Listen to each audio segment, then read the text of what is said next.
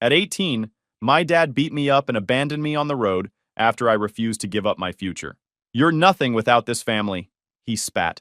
So I filed a police report and never went home again. 3 years later, I went back to face him. All right, Reddit. This happened 3 years ago. I'm Blake, 21 male. Life's good now, but that night still sticks with me, so I'm writing it out once and for all. I turned 18 in March. By April, I was paying $400 a month to sleep in the same bedroom I'd had since I was 6. 3 days after my birthday, Dad sat me at the kitchen table and hit me with adult rent. $400 a month, due on the 1st, cash only. Food wasn't included either. Mom sat there nodding like it was normal. After that, every month I'd leave an envelope on the counter before work. Dad would count it in front of me like I was a tenant. I graduated with a 3.7 while working at an auto parts store since I was 16. I wasn't lazy. I was saving to get out. I had one goal since sophomore year: get out. I found a welding certification program in Ohio that was basically my exit ramp. Full scholarship, stipend, 18 months, and a straight shot into a job if you didn't mess around. I applied in January of my senior year. Got the acceptance letter in May, 3 weeks before graduation. Read it 3 times before I believed it was real. That night, I made the mistake of telling my parents at dinner. My mom's face did that thing where she smiles with her mouth, but her eyes go flat. My dad just grunted and asked who was going to help around the house if I left, like I was staff. I told them the program started in August, 3 months away. Plenty of time to figure things out, plenty of time to adjust. That's when my sister Jennifer walked in. Jennifer was 25 and fresh off a divorce because she got caught cheating. Not just with one guy. Her ex, Miles, got primary custody, and she moved back into her old room like it was a long-term plan. Because it was. Within a week, everything in the house changed. Jennifer didn't cook, clean, or contribute a dime, but somehow she had opinions about everything. She'd eat my groceries, mess with my laundry, and complain about my TV while Braden was screaming at 7 a.m. when he was there. Then the babysitting requests started immediately. I need you to watch Braden tonight. I have a client. I need you to pick him up from Miles's. I need you to keep him Saturday. I need you to take him to his doctor's appointment. The first few times I helped because he's my nephew and I'm not heartless. I didn't mind hanging out with him when Jennifer actually needed help. But she didn't need help. She needed a servant. Watch Braden. Pick him up. Take him here. Cover her custody time. I helped at first because he's my nephew, but it turned into her using me like a built-in nanny. She'd ask for 2 hours and disappear for 6, then act annoyed if I asked where she was. "Don't you dare lecture me, little brother," she'd say. The worst was a Tuesday in early June. Jennifer asked me to watch Braden for 2 hours while she met a client. I said fine, but I had a shift at the auto parts store starting at 4. She promised she'd be back by 3:30. 3:30 came.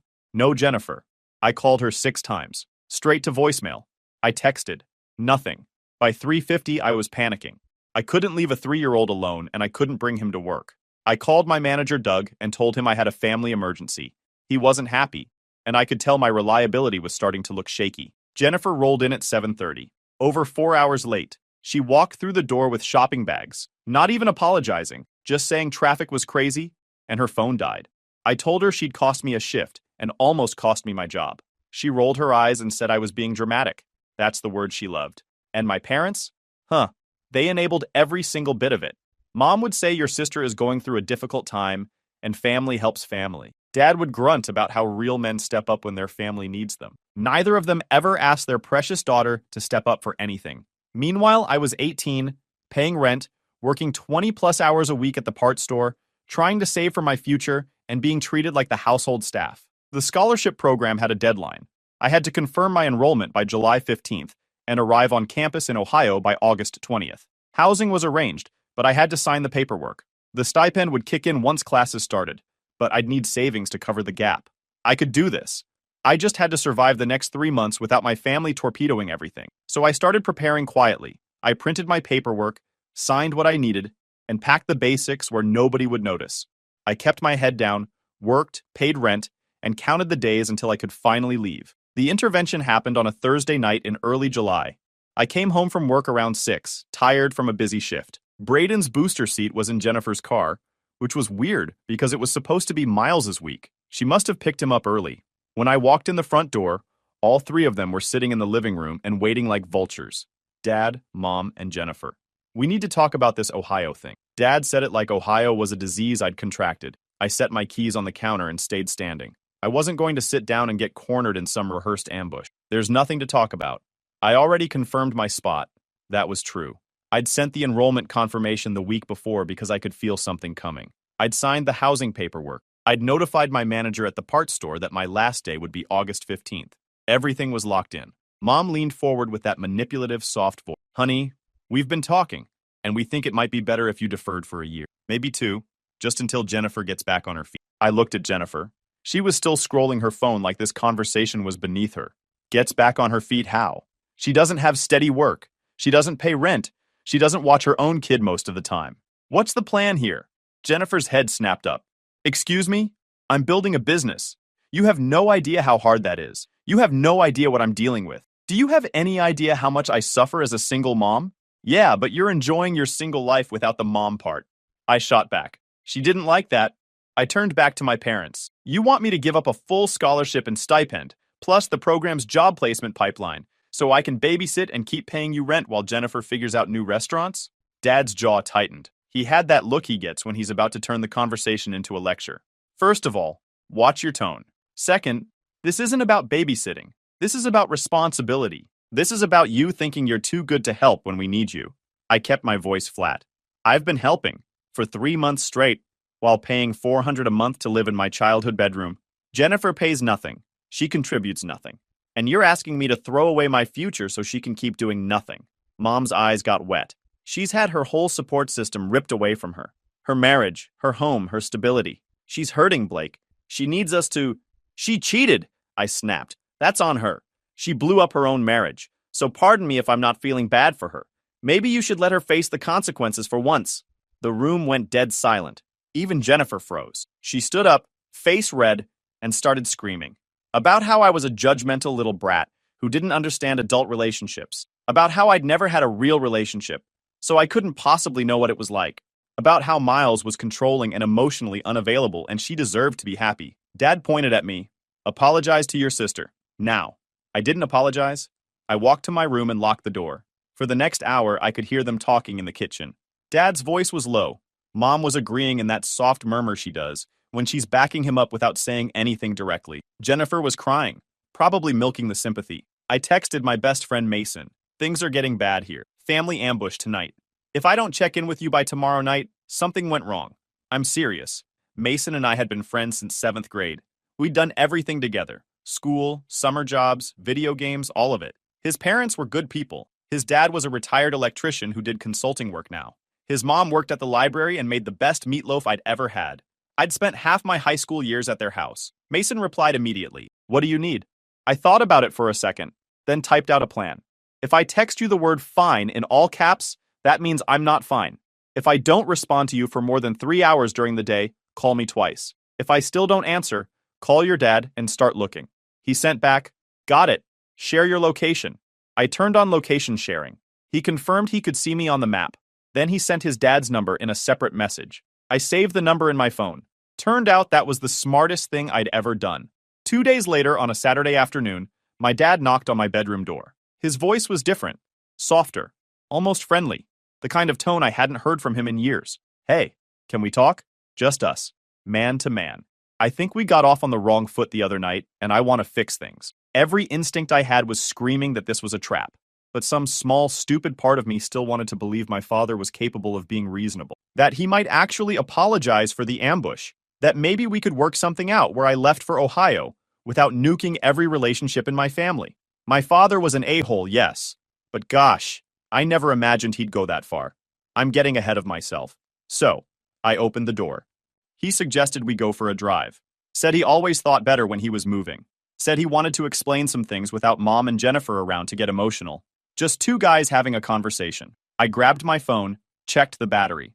12%. Should be fine for a short drive. Grabbed my jacket even though it was July because the weather had been weird all week. We got in his truck. The sky had been building all day. Dark clouds stacking up to the west. The radio weather report said severe thunderstorm warning for the county starting around 7 or 8 p.m. It was maybe 4:30 when we pulled out of the driveway.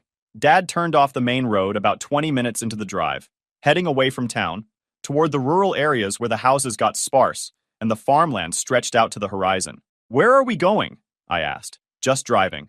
He kept his eyes on the road. His voice was still friendly, but there was something underneath it now. I want you to understand something, Blake. This family has given you everything. Roof over your head, food on the table, a place to land whenever you needed it. And now, when we need you to step up, you want to run off to Ohio like none of that matters. But I've been paying rent since I turned 18. I work. I buy my own food. I contribute more to this household than Jennifer does.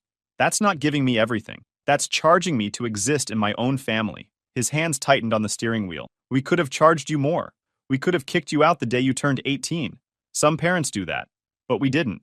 Because family takes care of family, and family means sacrifice. The rain started, light at first, just speckling the windshield, then heavier, then heavy enough that the wipers struggled to keep up. We were on a county road now, the kind with no lines painted and barely any shoulder, nothing around but cornfields and the occasional barn. I checked my phone. 1 bar of signal, then no bars. Dad, I need you to turn around. The storm's getting worse. You're not going anywhere until you understand what you're about to throw away. He pulled off onto a gravel access road that led to an old grain elevator, the kind of place that probably hadn't been used in years. No lights, no other cars, nothing but the rain hammering the windshield and wind rocking the truck on its suspension. Dad, I want to go home. He didn't answer, just turned in his seat, face completely flat, and reached across the console. Grabbed my jacket collar before I could react. I tried to pull back, but he had 60 pounds on me, and he'd been doing physical labor his whole life. He slammed me against the passenger door. My head cracked against the window. I put my hands up and he hit me twice in the ribs. Controlled, deliberate. I couldn't breathe. The pain was immediate and sharp. I tried to open the door and he grabbed my arm, wrenched it back hard. He reached into my jacket pocket and took my phone. Checked the screen. 7% battery. No signal. He tossed it into the ditch, into the weeds where I'd never find it in the dark. Then he leaned across me, popped the door, and shoved me out. I hit the gravel hard, hands first, then knees. Rain soaking through instantly. By the time I looked up, his taillights were already disappearing down the road. No words, no speech, just gone. I was about 40 miles from home. I checked later on a map. No phone, no wallet because I'd left it on my dresser. Ribs screaming every time I took a breath. Storm getting worse by the minute. The first 10 minutes, I just sat there in the mud, trying to understand what had just happened. My own father had just beaten me and left me in a storm in the middle of nowhere. Like I was garbage, like I was nothing. I looked for my phone anyway, crawled around in the ditch for a few minutes, hands in the mud, rain hammering my back. Couldn't find it. He knew what he was doing. Location sharing was useless now. It only showed my last ping near home before the signal dropped. Once the phone got tossed, it was just a dead piece of plastic in a ditch somewhere. I had to move. Sitting here wasn't going to help anything. I picked a direction and started walking. The county road had no shoulder to speak of, no streetlights, no houses visible in either direction, just fields and rain and darkness. I had to walk on the gravel edge and jump into the ditch whenever a car passed, which wasn't often. Maybe one every 10 or 15 minutes. Headlights would blind me and then they'd be gone, tail lights disappearing into the storm. Nobody stopped. I probably looked like a drowned rat stumbling down the road, or a crazy person, or both. Every step hurt. The ribs were the worst part, but my whole body was starting to ache. I walked for over an hour, maybe closer to 90 minutes. Hard to track time when you're just putting one foot in front of the other and trying not to collapse. Finally, I saw lights ahead. A truck stop. One of those big 24-hour places with a gas station and a diner. I pushed through the door, and the warmth hit me like a wall. The guy behind the counter took one look at me and his face changed. "You okay, man? Do you need help? I need to borrow a phone." "Mine's dead." He handed me his cell without asking questions. I dialed Mason's dad. He picked up on the third ring. "Mr. Henson, it's Blake. Something happened. I'm at a truck stop. Miller's Travel Center. Stay inside. Stay warm. We're coming." He hung up. The clerk brought me coffee and let me sit in a booth. About 45 minutes later, Mason and his dad walked through the door. Mason's face went white when he saw me. "We're going to the emergency room first, then the police station." He sat down across from me. "Tell me everything." I told them everything. All of it. When I finished, Mr. Henson nodded once. "We're going to do this right. Medical records first. Then we file a report. After that, we figure out the next steps. But for tonight, you're staying with us. Understood?" "Yes, sir." The ER visit took almost 4 hours. They did x-rays that showed 2 bruised ribs on my left side. Not fractured, but close. They photographed the bruising on my torso, my arm where he'd grabbed me, the scrapes on my hands and knees and forehead. They checked me for concussion and decided I probably had a mild one, but nothing that needed hospitalization. The nurse who did the photos was professional, but gentle. She'd clearly done this before. Domestic situations, she called it, a polite term for family members hurting each other. She gave me copies of everything and a report number, and told me the records would be available if I needed them for legal purposes. After the ER, we went to the sheriff's station. Filing the report took another 2 hours. I told the deputy everything. He asked if I wanted to press charges. I said yes. He explained that the case would go to the district attorney's office for review. They couldn't promise an arrest that night, but the report combined with the ER photos and documentation gave it teeth. He gave me a case number, a victim's advocate contact card, and told me not to return home alone. By the time we got to Mason's house, it was almost 3 in the morning. Mrs. Henson had waited up. She didn't ask questions, just hugged me and showed me to the guest room. I slept for 12 hours straight. The next few days were a blur of logistics and legal stuff, and trying to process what had happened. I couldn't go back to my parents' house, obviously, but all my stuff was there. My clothes, my laptop, my documents, my savings and cash hidden in my closet, everything I owned. Mr. Henson knew how to handle it. The process was called a civil standby. You request it through the sheriff's department. Officers accompany you to retrieve your belongings. They keep things peaceful and make sure nobody interferes. We scheduled it for 4 days after the incident. Gave my ribs time to feel slightly less terrible. Gave the bruises time to really bloom into impressive purple and yellow marks. 2 deputies met us at my parents' house at 10 in the morning on a Wednesday. My dad's truck was gone, which I'd been hoping for. I didn't know if he'd been arrested or warned or what, but his absence made everything easier. My mom's car was in the driveway. I walked up to the front door with officers on either side of me. Mason and his dad stayed by the car as witnesses. My mom answered the door. Her face went through shock, confusion, fear, and then settled on that fake concern she does so well. Blake, honey, what's going on? Why are the police here? I'm here to get my belongings. I'm not staying.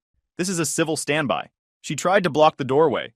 Her voice got soft and pleading. He didn't mean it. You know how your father gets sometimes. We can work this out. You don't have to involve strangers in family business. One of the deputies stepped forward. Ma'am, he has a legal right to retrieve his belongings. I need you to step aside and let him enter. She moved, but she followed me to my room and talked the entire time I packed. The deputy had told me beforehand, 15 minutes, grab essentials. Don't engage with anything they say. Clean extraction. I had a mental list. Birth certificate from the lockbox in my closet. Social security card. The folder with my Ohio paperwork. Laptop and charger. Clothes that fit in 2 duffel bags. Work boots and PPE. The cash I'd hidden in a hollowed-out book on my shelf. Almost $800 in savings. Tools I'd bought with my own money. Receipts still in the cases. Mom kept yapping the whole time. About how I was overreacting. About how families fight sometimes. About how I'd regret this. I didn't respond to any of it. Jennifer appeared in the hallway about halfway through. When she saw the deputies, her face twisted into something ugly. You called the cops on Dad? Are you serious right now? Do you have any idea what this is going to do to our family? I kept packing. You're so dramatic. He barely touched you. You're acting like he tried to kill you. One of the deputies told her to step back. She didn't listen, just kept going, calling me names, saying I was ruining everything, saying I'd always been the problem in this family and this just proved it. Ma'am, the deputy said, firmer this time. You need to calm down or we're going to have a different conversation. She shut up after that, but the look she gave me could have melted steel. I finished packing, walked through the house one last time to make sure I hadn't missed anything important, stopped at the kitchen counter and set down my house key. My mom started crying, the performance of a victim. I walked out the front door and got in Mr. Henson's car without looking back. The next 6 weeks were the hardest of my life, but also the most important. I stayed with Mason's family until I left for Ohio. They refused to let me pay rent even though I tried multiple times. Mrs. Henson just said, you're 18 and you're going through something terrible. Save your money. You're going to need it. Mr. Henson helped me set up a new bank account at a different credit union, one my parents had no connection to. Mason drove me to work and back because my car was technically registered in my dad's name, and I didn't want any complications. I gave my 2 weeks notice at the auto parts store. My manager didn't ask too many questions. He just said he'd heard something about family trouble, and if I ever needed a reference, he'd give me a good one. That meant a lot. The harassment from my family started almost immediately. My mom texted from her regular number at first. Long messages about how worried she was, how she couldn't sleep, how the family was falling apart.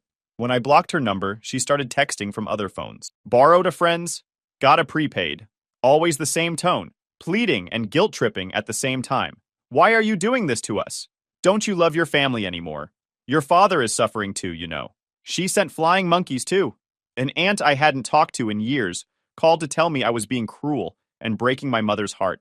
A cousin messaged on Facebook saying he'd heard I'd gotten my father arrested, and did I realize what that would do to his job and his reputation? I saved everything. Every text, every voicemail, every message. The victim's advocate had told me that documentation matters, especially if things escalate. My dad never contacted me directly. I found out later his lawyer had advised him to have zero communication with me while the investigation was ongoing. The criminal case moved slow. The DA's office took weeks to review everything. The detective assigned to my case interviewed me twice, once right after I filed the report, and once about a month later. He said assault cases involving family members were tricky. Without witnesses, it often came down to physical evidence and credibility. My documented injuries helped. The medical records helped. My consistent story helped. In the end, they offered my dad a plea deal. Misdemeanor assault, mandatory anger management classes, 2 years probation, no jail time. He took it because fighting it would have meant a trial and more scrutiny. It wasn't the justice I wanted.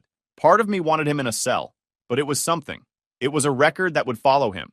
Yes, he didn't go to jail, but he lost the one thing he actually cared about: control, reputation, and the image of the man he pretended to be. I got the notification about the plea deal 2 months after I'd already started the program in Ohio. Ohio was actually good. The program was intense. Classroom instruction in the mornings covering metallurgy, blueprint reading, safety protocols, welding theory. Hands-on training in the afternoons, actually running beads and learning different techniques. Homework at night, studying for certification tests. It was a lot, but I was built for it. I'd been working and going to school simultaneously for years. This was just more of the same, except now I was learning something I actually cared about. My roommate was a guy named Devin from somewhere in Kentucky. Quiet kid, didn't talk much, but he always had coffee ready by 6 a.m. and he never complained when I came back late from the training lab. We got along by staying out of each other's way, which was exactly what I needed. I lived cheap that first year. Rice and beans, peanut butter sandwiches, ramen when I was feeling fancy. I bought a used car from another guy in the program. Thing ran rough, but it ran, and that was all that mattered. I got a weekend job at a hardware store near campus. Not many hours, but enough to slowly rebuild my savings. Between the stipend and the part-time work, I was surviving. Barely, but surviving. The paid internship started in month 6. A fabrication shop that made components for agricultural equipment. Industrial welding, real work, 40 hours a week plus the remaining coursework in the evenings. I was exhausted all the time. My hands were calloused. My back hurt. But I'd never been happier. The moment it clicked was about 4 months in. We had a practical assessment, vertical upweld, 3G position, instructor watching over your shoulder with a clipboard. Most guys in the class were nervous, hands shaking, beads coming out rough or undercut. I set up my plate, checked my settings, struck the arc, and just let everything else go quiet. Steady hand, consistent travel speed. Watched the puddle form and flow exactly where I wanted it. When I finished, the instructor looked at my bead for a long time. Then he nodded once and wrote something on his clipboard. That's a pass. Clean work. That word meant more to me than anything my father had ever said. Because I'd earned it. Mason and I stayed in touch through all of it. Video calls on weekends when neither of us was working. He was doing community college back home, HVAC certification program, still living with his parents but saving money. His dad checked in occasionally too. Short text messages. Hope things are going well. Let me know if you need anything. The family harassment tapered off after about 8 months. I think they finally realized I wasn't coming back. Or maybe they just found something else to focus on. Either way, the messages stopped. The flying monkeys stopped. The silence was a relief. I finished the program with high marks. Got hired full-time at a manufacturing plant in Columbus. Different company than the internship, but bigger. Better pay. Benefits. The kind of job that actually builds into something over time. I moved into my own apartment. Studio, but felt like heaven. I bought furniture at thrift stores. I slept on a mattress on the floor for 3 months until I could afford a bed frame. I budgeted every dollar like my life depended on it, because for a while it kind of did. Slowly, things got better. The paycheck grew. The savings grew. The credit score went up. I bought a truck, used but solid, paid it off in 18 months. I started dating a girl named Cassie who worked in hospital administration. Smart, funny. Eventually, I told her about my history, and she never judged me for it. Your father seems like a narcissistic control freak. Thank gosh you left. I'm so proud of you, she said once. Mason moved out to Ohio about a year after I did. Got a job doing HVAC installation at a commercial company. We split a 2-bedroom apartment for a while until he got his own place. Still grabbed dinner most weeks. Still had each other's backs. 3 years after my father left me on that road, I was 21 with a stable career, my own apartment, a reliable vehicle, and people in my life who actually gave a dang about me. Not bad for a kid who was supposed to learn his place. The call that changed everything came on an ordinary Tuesday afternoon. I was at work when my phone buzzed. Number from back home, area code I recognized but didn't have saved. Something made me answer. Blake? It's your cousin Tessa. I know we haven't talked in forever, but something weird happened. I need a quote on some custom fabrication work for a project, and your company came up in my search. Then I saw your name in the employee directory. Small world, right? Tessa was my mom's brother's daughter. We'd been close when we were little kids, drifted apart as teenagers when our families stopped getting together as much. She'd never been part of the harassment campaign after I left. She'd stayed neutral, which in my family counted as loyalty. We talked business for a few minutes. Her project was legitimate, some custom brackets for a renovation she was managing. I told her I'd get her a quote and forward it to her email. Then she went quiet for a second. Hey, I don't know if you want to hear this or not, but things got really bad back home after you left. Like, really bad. I leaned back in my chair. Go ahead. It came out in pieces. She wasn't trying to guilt trip me or advocate for anyone. She was just telling me what happened because she thought I should know. After my case went public, even though it was just a misdemeanor, people in town found out. Small community, word travels. My dad's employer didn't fire him, but they definitely pushed him to the side, passed him over for promotions he should have gotten, made his life uncomfortable enough that he eventually took early retirement, which meant reduced benefits. His reputation at church took a hit too. Some people stopped talking to him. Some of the guys he'd known for 20 years started keeping their distance. He'd always been the type to care deeply about what people thought of him. Being seen as the man who beat his son and left him in a storm was not the image he'd cultivated. Then, about 18 months ago, he had a stroke. Not a massive one, but bad enough to affect his mobility on the left side. Arm doesn't work right, leg drags, speech is slurred when he's tired. He had to stop working completely. Disability covers some of the bills, but not all of them. My mom went back to work part-time at a grocery store to make ends meet. And Jennifer? Jennifer lost custody completely about a year ago. Miles had been keeping records of everything. Every missed visitation. Every time she dumped Braden on someone else. Every inconsistency in her schedule. The judge looked at the pattern and decided she wasn't a reliable parent. Gave Miles full custody with supervised visitation only. After that, she moved to Arizona with some guy she met online. Barely kept in contact with anyone back home. Basically abandoned her kid. So your mom is alone taking care of your dad, Tessa said. And your sister is gone. And your dad is just broken, I guess. Physically and otherwise. I thanked her for telling me. Told her I'd send that quote over by end of day. We said goodbye and hung up. I sat at my desk for a long time thinking about what she'd told me. Not feeling sorry for them. Not feeling vindicated either. Just thinking. 2 days later, my mom called. I almost didn't answer, but I figured I might as well hear what she wanted. Her voice was older than I remembered. Tired. After 3 minutes of awkward talk, she finally said it. Blake, honey, I know I have no right to call after everything, but your father isn't doing well. He can barely walk some days. He can barely talk. I'm doing everything by myself, and it's so hard. I just thought maybe you could come visit.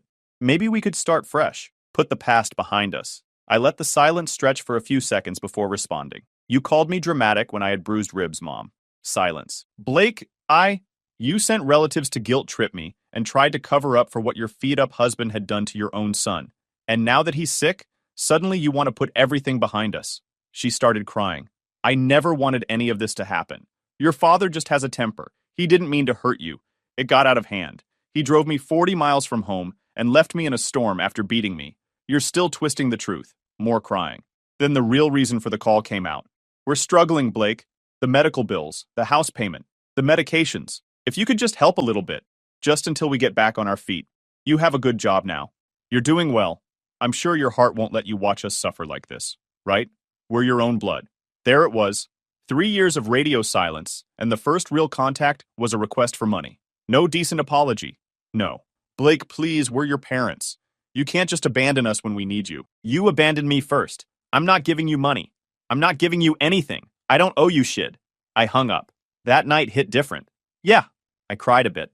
I was mad. That old memory I'd been trying to keep buried decided to crawl right back up. Cassie found me sitting alone in the bedroom, and she clocked it immediately. Blake? What happened? Nothing, babe. Something got in my eye. Yeah, sure. I'm not dumb. What is it?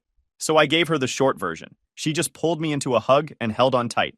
No words. And honestly, that was exactly what I needed. A week later, I decided something. I drove back to my hometown because I needed to close the door for myself. His probation had ended several months earlier. No active no contact order anymore. Legally, there was nothing stopping me from showing up. Mason came with me. We took his truck, made it a day trip. I didn't tell my mom we were coming. The house looked worse than I remembered. Paint peeling on the trim, peeling on. Lawn patchy and overgrown. The whole place looked tired. I knocked on the door and my mom answered. She looked like she'd aged 15 years in the 3 since I'd seen her. Gray in her hair, lines around her eyes, thinner than she used to be. Blake. Her eyes went wide. You came. She reached out to touch me and I stepped back. Silence stretched for a moment. I'm not staying. I'm here to see him. She nodded. Led me through the house to the back bedroom. They'd converted it into a hospital room, basically. Medical equipment. The smell of sickness. My dad was propped up in the bed. Left arm curled against his chest. Left leg useless under the blanket. Face thinner, grayer, slack on one side from the stroke. His eyes widened when he saw me. Blake? I stood at the foot of the bed. Didn't move any closer. He tried to push himself up but couldn't. His good hand gripped the bedsheet. He tried to say something. I didn't give him the chance. Don't wear yourself out. You're already tired. Son, please, just hear me. He could barely get the words out. I'm so sorry. I regret everything. Save it. I'm not here for apologies, and I know dang well I'm never going to forgive you. Tears started falling, and he couldn't even respond. My mom was standing by the door crying too. I looked at both of them and felt nothing. I spent my whole life wishing you were different, wishing you'd treat me like I was actually your son. I kept my voice steady, but you didn't. You treated me like a servant. You wanted me to know my place, and I did. I paused for a second, just to let it sit. Now you don't get access to the man you forced me to become. He said nothing, so I turned and walked out. My mom tried to stop me at the door. He's still your father? Can't you find it in your heart to forgive? He made his choice. So did I. I walked out and got in Mason's truck. The drive back to Ohio was quiet. We stopped for gas and food at a truck stop about halfway. Mason asked if I was okay. I told him I was, and I meant it. If you enjoyed this video, please hit that subscribe button. It really helps the channel and help us bring you more and better stories. Thanks.